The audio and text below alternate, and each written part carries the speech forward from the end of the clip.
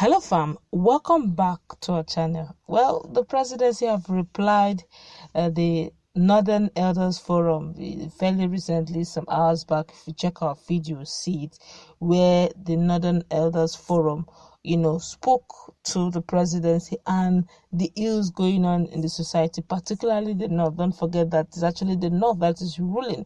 And it's even the North that is actually making the most noise, complaining over insecurity issues. Fact check. If you look around, you will notice that Borno, Jos, Adamawa, they are all under siege as you speak. A lot of, if it's not Fulani headsmen, it is the Boko boys.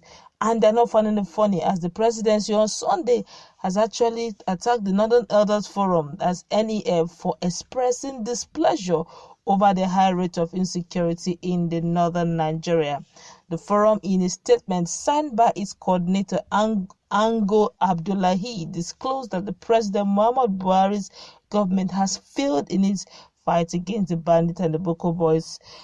Recent escalation of attacks by the bandit rustlers and insurgents lead the only conclusion that the people of the north are now completely at the mercy of armed gangs who roam towns and villages at will, wreaking havoc. Mr. Abdullahi said it would appear that the administration of President Muhammad Buhari and governors have lost control over the imperatives of protecting the people of the north, a constitutional duty that they swore to uphold.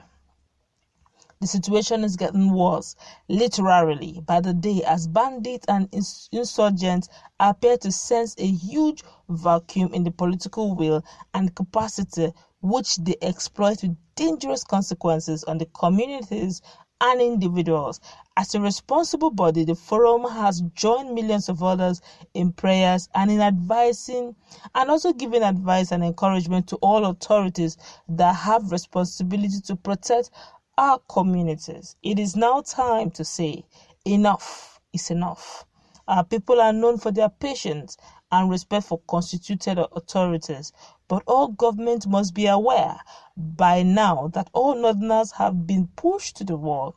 The forum is aware that some citizens are contemplating peaceful protests, which are actually their own constitutional right, to draw attention of President Muhammad Buhari and all levels of authority to the plight of the people of the north. Our current situations and circumstances in the north clearly demonstrate that the President Buhari's administration has woefully failed to achieve either. This is unacceptable. We demand an immediate and comprehensive improvement of our security in the north.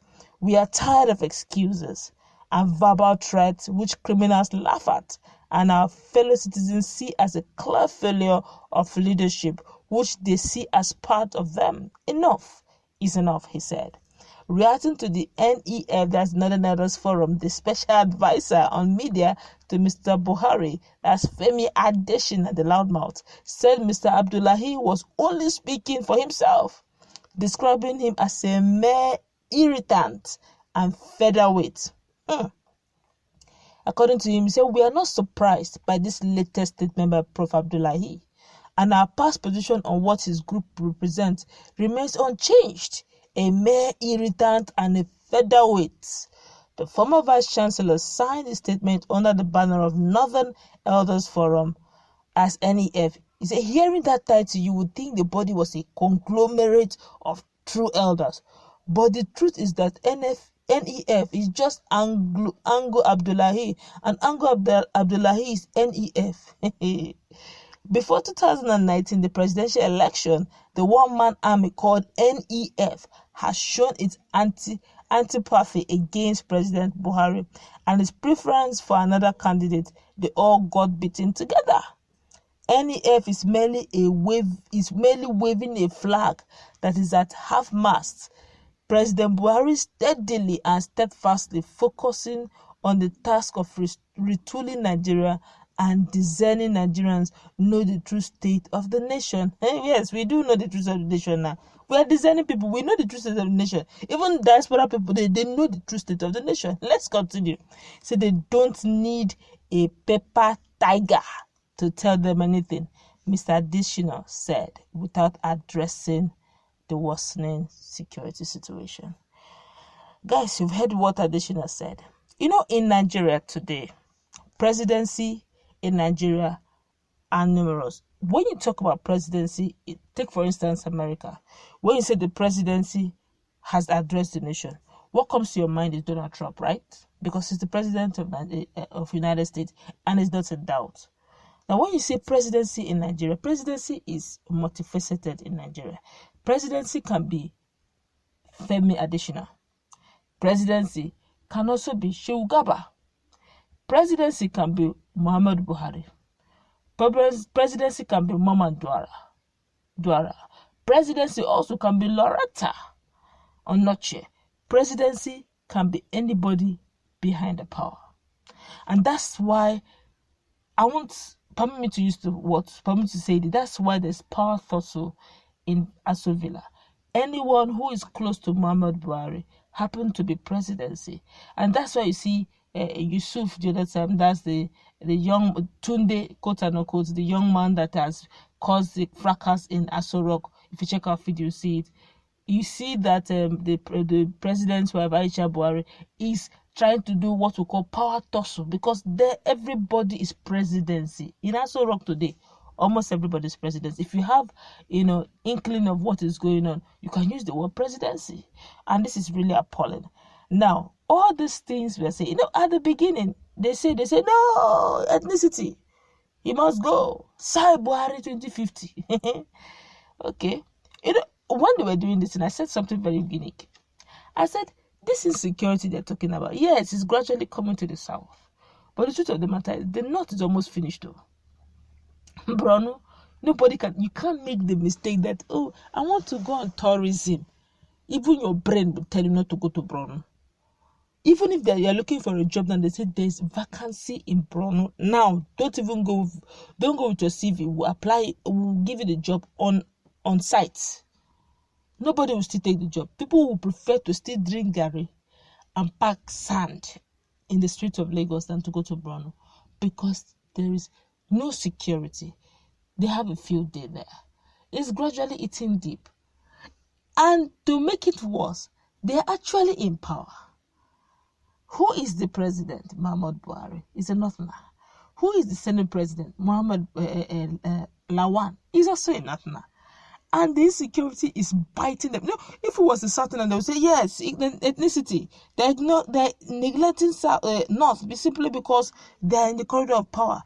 Remember when the likes of Bello Jonathan wanted to crush Boko boys.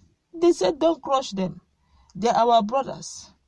When they were talking about the issue of Fulani herdsmen, Erufai then said anybody who takes a life of a Fulani man, even if it's 100 years, he's going to pay it back. All these statements are clear indication that they are not even ready to tackle their insecurity. They see them as their brothers. For that reason, they can't even. And it's eating now. Ango Abdullahi is the one talking. The same people that will come and they'll tell you they know the politics of Nigerian politics, they know it at their fingertips. They can tell you that the politics, the power will remain in the north forever. Yes, the power is remaining in the north. And they're enjoying the benefit of the power remaining in the north. They're the one crying the loudest in insecurity. And the thing is, they're importing it, they're transferring the issue of insecurity down to the south. Simply because, and of all people to talk, it's Femi Adesina that is talking. And he's talking peripheral, calling him featherweight. What is irritant? That the young man said that his people are at the verge of being wiped out. You say it's irritating your ear. That is an irritant to the government of the day. That those who are discerning will know. Yes, we are discerning and we are seeing it. That the young man talked to say, why should he talk? You are talking propaganda. You said that the security system of Buhari right now is the best. In fact, it has moved beyond the way it was before. And the north is almost finishing. This propaganda, let's do fact check. How many Boko boys have you been able to take away? None. When they repent after maiming and destroying the military, Nigerian military, when they do a video and everybody screams. But when they come back, that's the same people. We see the videos of their mayhem on our military. and tomorrow they will say they have repented. You will rehabilitate them and bring them, reabsorb them, and say they can vote and be voted for. They can become president tomorrow. And it's good that it's the North that's answering, and it's also good that it's additional.